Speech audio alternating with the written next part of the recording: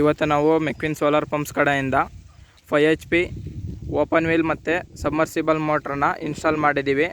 ಹುಳಿಯಾರ್ ತಾಲೂಕು ಅರೇನಹಳ್ಳಿ ಎಂಬ ಗ್ರಾಮದಲ್ಲಿ. ನಾವು ಇವಾಗ 5 HPಗೆ 16 ಪ್ಯಾನಲ್ 2 ಸ್ಟ್ರಕ್ಚರ್ನ ಹಾಕಿದ್ದೀವಿ. 5 HP ಮೆಕ್ವಿನ್ ಕಂಟ್ರೋಲರು.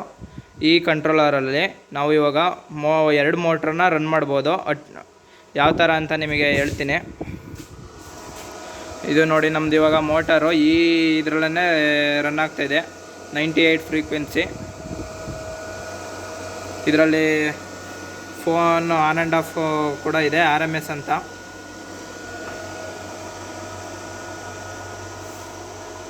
ಇದು ನಮ್ಮದು ಮೆಕ್ವಿನ್ ಸೋಲರಿಂದ 5 HP open wheel submersible motor. ನಮಗೆ ನೋಡಿ, ಈ ಮೋಡ ಇದ್ರೂ ಇಷ್ಟು ನೀರು ಬರ್ತಾಯಿದೆ. HP ಸಬ್ಮರ್ಸಿಬಲ್ ಮೋಟ್ರನ್ನ ಒಂದೇ ಕಂಟ್ರೋಲರಲ್ಲಿ ಇನ್ನೊಂದು ರನ್ ಮಾಡ್ತಾಯಿದ್ದೀವಿ ಇವಾಗ. ಇದ್ರದ್ದು ಮೋಟಾರ್ ಬಂದ್ಬಿಟ್ಟು ನೋಡಿ ಅಲ್ಲಿದೆ, ಕೊಳವೆ ಬಾವಿಗಳಿಗೆ ಇಳಿಸಿರೋದಿದೆ ಇನ್ನೊಂದು. ನಿಮಗೆ ಮೆಕ್ವಿನ್ ಸೋಲಾರ್ ಪಂಪ್ಸಿನ ಮೋಟಾರ್ನ ಹಾಕಿಸ್ಕೊಳ್ಳೋದಕ್ಕೆ ಏನು ಉದ್ದೇಶ ಸರ್ ನಿಮಗೆ? ಹಾಂ ಸರ್, ನಿಮಗೆ ಅದರಲ್ಲಿ ಮೇಂಟೆನೆನ್ಸ್ ಅಂದರೆ ಯಾವ ಥರ ಏನಾಗ್ತೈತೆ ಕರೆಂಟ್ ಇದರಲ್ಲಿ?